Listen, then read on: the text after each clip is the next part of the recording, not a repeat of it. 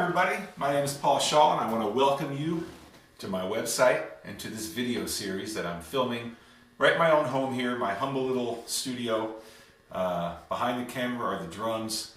This first video, basically just an introduction, talk a little bit about my new book, which just came out, Double Bass, Single Pedal, Bounce Technique for Bass Drum, Book 1.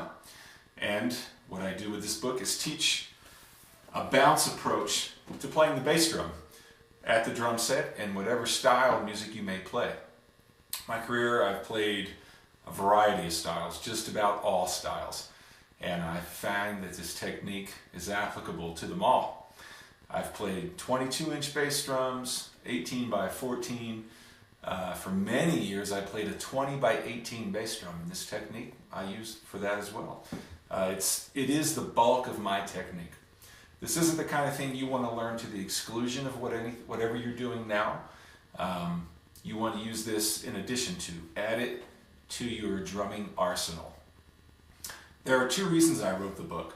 Two things I really believe in about this technique that you will notice right away. You'll notice when you see me playing them in the examples, and you'll notice as you start to get that bounce in your foot. Those two things, number one, are sound. The sound of extended rhythms in the bass drum is very different from doing it with two pedals or two different drums. Very much like an open roll.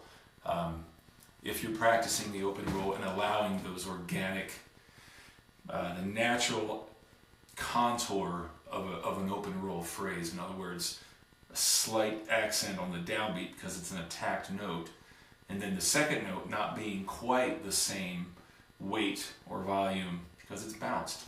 That sound comes out when you practice that on the bass drum, and it's a great thing to employ.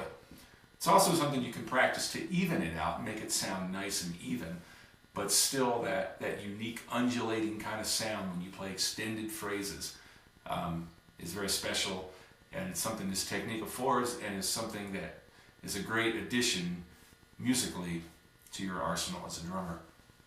The second thing that catches me about this technique is its phrasing, the advantages you can get, the phrasing possibilities, because the technique allows you to play with a lot less physical energy, and it doesn't impede the flow of everything else you're doing at the kit, whatever style of music you're playing. So you can play with a great deal of control. You don't have to worry about overplaying for volume and rhythmic phrases. All possibilities of downbeat and upbeat phrasing are at your fingertips, at your toes, so to speak, with this technique. And in the book, we cover in great detail what I call the four phrasing groups. It's basically the four rhythmic upbeat and downbeat possibilities. We break them down in triplets, and then we also break them down in duples. And when we use triplets, we use three essential styles, basic versions of styles we all are going to come across in our professional careers. So we take those three styles, we take the technique, and we learn how to play all these different rhythmic phrasing possibilities around these styles.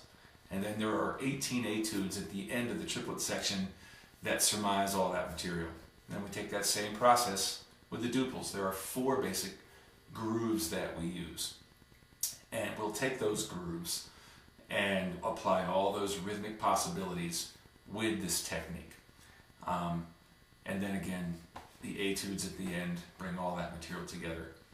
And what I'll do in the video series is play sometimes all of the exercises, the entirety of an exercise, sometimes parts of an exercise, so as to not bore you.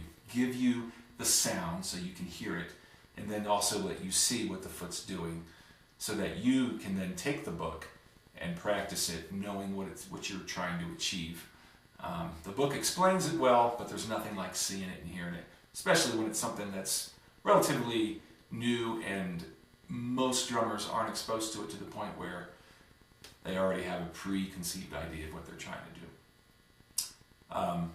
And then later in the video series, I'll be joined by a bass player friend, and we will go through some of the etudes in each section that'll be one of the final things we do. So for now, this video gives you an introduction. One last note before we close out and get on to the next video.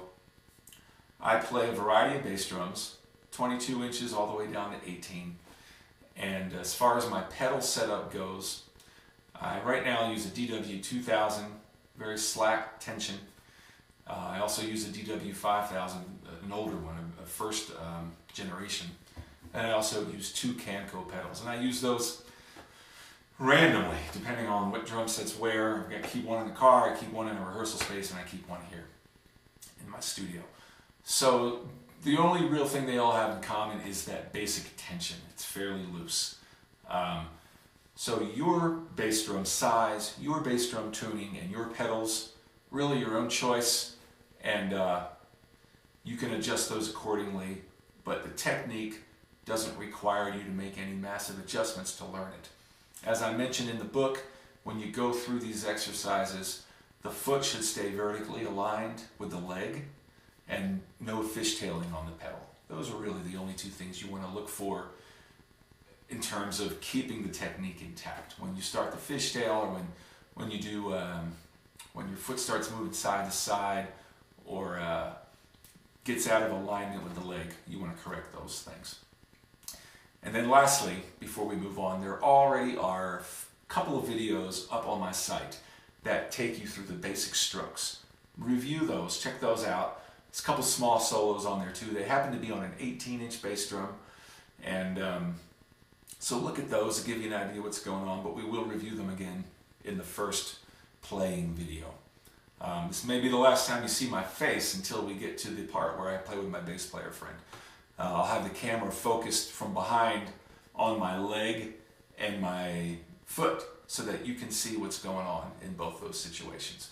The angle will be different, so review those videos that are already up because they're a direct angle on the foot. And throughout this series and while you're practicing the material out of double bass single pedal, feel free to contact me with questions through email, Facebook, anything at all. The book's available on Amazon, and you'll be able to get it from my website as well shortly. I'll just connect the link to Amazon. You can also get it in a Kindle version too.